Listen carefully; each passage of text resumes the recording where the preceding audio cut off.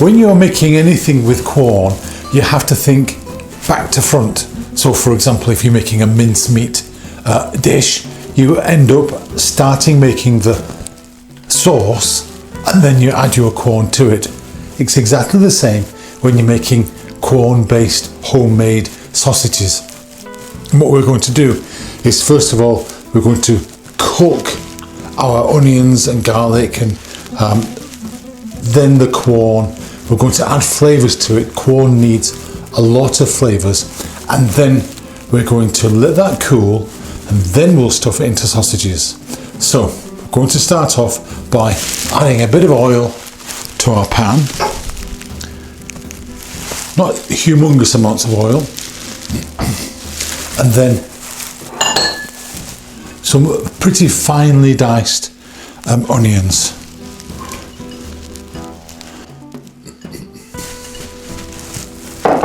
And 2 garlic cloves. As with making ordinary meat-based sausages, you need to make sure that everything is perfectly clean and spotless and all your equipment's been sanitized, etc. We're now going to add, first of all, our salt. We've got, we're using 500 mils of Quorn, so we've got 7 grams of salt. There are obviously lots of different kinds of this, basically the same product, and it's slightly moist. If you're going to cook this from frozen, you just add extra time. It's perfectly fine. You don't have to treat it like you would do, for example, meat. And thaw it, you can cook it from frozen. Marmite, sticky, gooey, wonderful stuff. I only found out I liked this very recently. So maybe I've got the gene after all.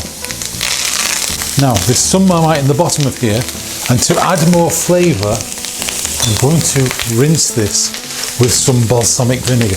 This is vegetarian balsamic vinegar, that's what it says on the bottle, but I don't know of a non-vegetarian type. About 2 tablespoons.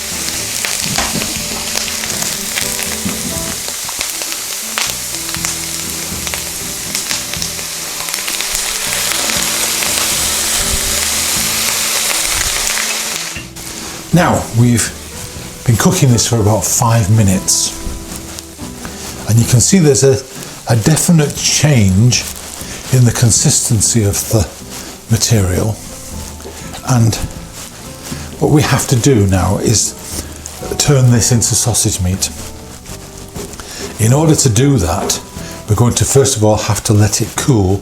We're going to put it back into our jug, and then when we've done that, we've got to add breadcrumbs as a binding agent and also a setting agent. Now we're using egg as a setting agent. If you want to be completely vegan, then you're going to have to choose a different kind of setting agent, of which there are numerous examples. You can make aquafaba quite easily. If you get a tin of chickpeas, keep the liquid from it, put that into a pan and reduce it on a very low light, so that you've got about 1/3 of the volume left.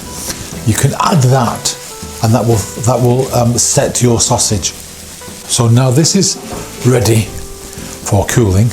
Obviously, if we were to add our egg now, it would set straight away, and that would be no good. So it has to cool down, and then we'll come back in about half an hour when it's really fully and completely cold. Okay, so we've now got cool sausage stuffing, which we're going to transfer into a bigger bowl. And then we have 2 ingredients to add to this. Make sure we get everything out.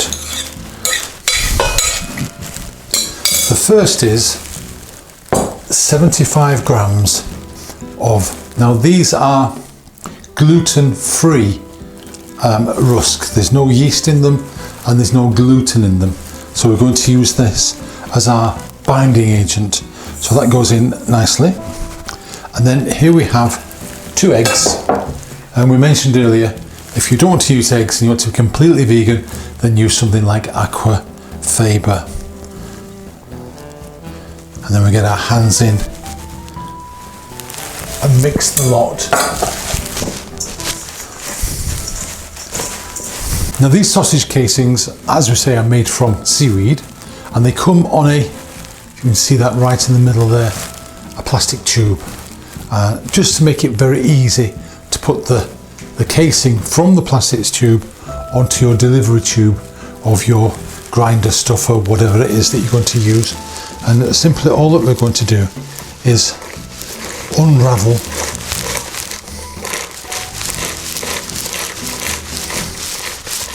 an amount on there, see how much we are going to need, and then cut it off. So clean hands, a handful of sausage meat into the grinder, and we turn, and very shortly it will appear in our casing.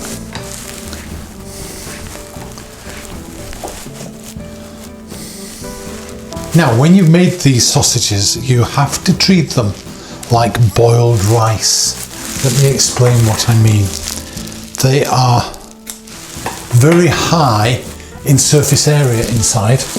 If you keep them for more than a day, maybe 36 hours overnight in the fridge, then they have to be thoroughly cooked through.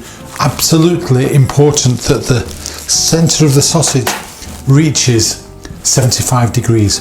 You can freeze them. If you freeze them, they should be frozen in a bag straight away, either vacuum packed or in a freezer bag. You freeze them straight away, and again, when you thaw them out, they need to be cooked to 75 degrees centigrade for at least 15 minutes, and that's an important consideration. They do link up fairly well. I wouldn't suggest you try to link them in threes like butchers, but you can make links with them. We've only made a small amount, but as you can see, an absolutely bona fide, simple vegetarian sausage is now possible at home.